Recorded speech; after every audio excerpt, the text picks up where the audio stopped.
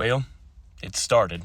Today, the National Oceanic and Atmospheric Administration began firing between 600 and 1,800 probationary employees across all of the entities that fall under it. That includes the National Weather Service. Now, if you think probationary means they've just been hired in the last year, you would be incorrect, because probationary employee applies to those that have been hired in the last year, but also promoted in the last year. So some of the people that have been fired today could have been working at the NWS or at NOAA for the last decade, 5-6 years in some high-ranking areas.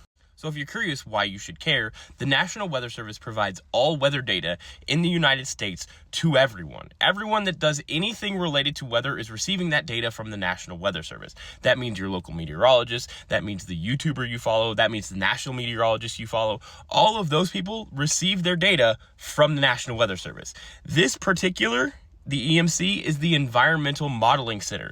It is the big modeling center for NOAA. It has the GFS, the GEFS, the HFAS, the HMON. There's a ton of weather models that provide good data from this area, and they just fired all of the probationary employees.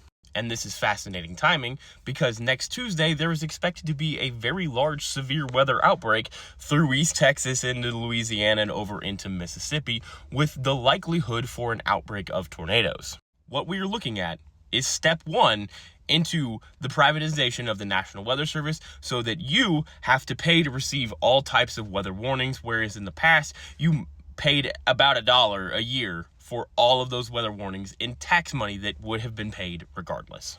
So I guess maybe when I and others pointed out that Project 2025 was absolutely the plan, and that the National Weather Service was absolutely under threat under a second Trump administration, you probably should have listened to us, because now you're headed towards paying $14.99 to receive tornado warnings every month.